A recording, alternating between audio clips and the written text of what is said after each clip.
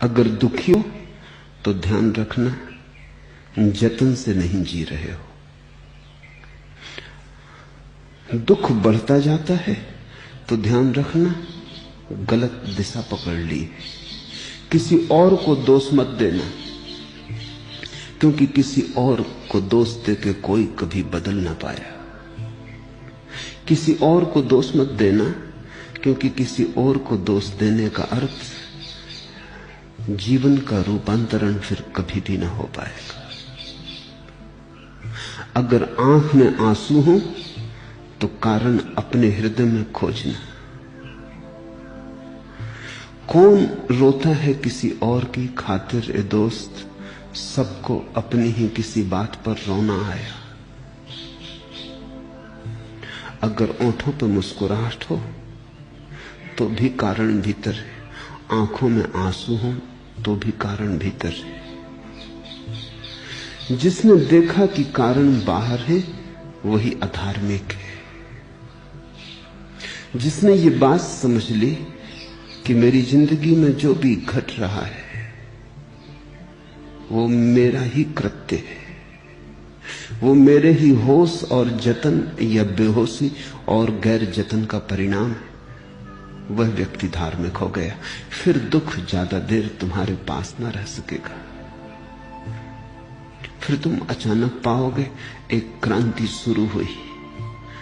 कल तक जो एक मुफलिस की कबा थी, एक भिखारी का वस्त्र थी, वही एक सम्राट का स्वर्णिम वस्त्र बनने लगी।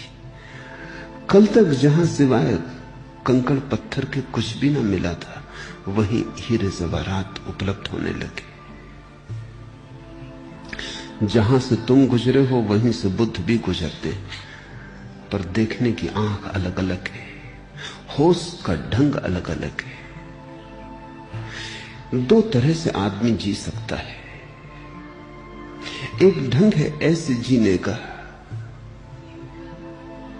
कि जैसे कोई नींद में जीता हो, मूर्छित जीता हो, चला जाता हो भीड़ में धक्के खाते, न तो पता हो कहां जा रहा है, न पता हो क्यों जा रहा है, न पता हो कि मैं कौन हूं। भीड़ में धक्के खा रहा हो और चला जा रहा हो, रुकना मुश्किल हो इसलिए चला जा रहा हो। रुककर भी क्या करेंगे, रुककर भी क्या होगा, इसलिए चला जा रहा हो। कुछ करने को नहीं है इसलिए कुछ किए जा रहा हो।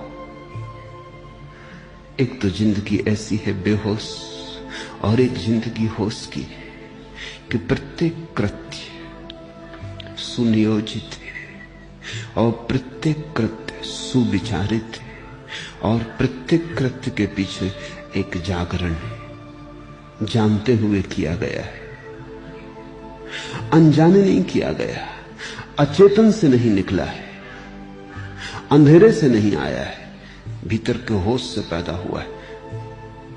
मूर्छा से हुआ कृत्य पाप है, बेहोशी से पैदा हुआ कृत्य पाप है। फिर चाहे संसार उसे पुण्य ही क्यों ना कहे, क्योंकि कृत्य कहां से पैदा होता है, इससे उसका स्वभाव निर्मित होता है। लोग क्या कहते हैं ये बात अर्थपूर्ण नहीं। राह पर तुमने एक भिखारी को दान दे दिया, लोग तो कहेंगे पुण्य किया, लेकिन अगर दान मूर्छा से निकला है, होश से नहीं निकला, तो पुण्य नहीं है, पाप है। तुमने दान अगर इसलिए दे दिया है कि 4 लोग वहां देखते थे और प्रशंसा होगी, दान किसी करुणा से नहीं आया है बल्कि अहंकार से आया है, तो पाप हो गया। तुमने अगर इसलिए दे दिया है कि देने की आदत हो गई है, इंकार करते नहीं बनता, देने में प्रतिष्ठा जुड़ गई है, इंकार करते नहीं बनता। लोग जानते हैं कि तुम दाता हो, मूर्छा से हाथ खीसे में चला गया और तुमने दे दिया। न तो देखी उस आदमी की पीड़ा, न देखा उस आदमी के मांगने का प्रयोजन। जैसे शराब में नमस्त कोई जाता हो बेहोश और दान दे दिया हो, सुबह याद भी न रही तो पुण्य नहीं हुआ। कृत्य का गुण तय होता है तुम्हारे भीतर कहां से कृत्य आया। अगर होश में आया हो तो उठना बैठना भी पुण्य हो जाता है, और अगर बेहोशी में आया हो तो प्रार्थना और पूजा भी पाप हो जाती। मूल उद्गम असली सवाल है, कहां से आ रहा है कृत्य। जो कृत्य मूर्छित वही पाप, जो कृत्य जागृत वही पुण्य।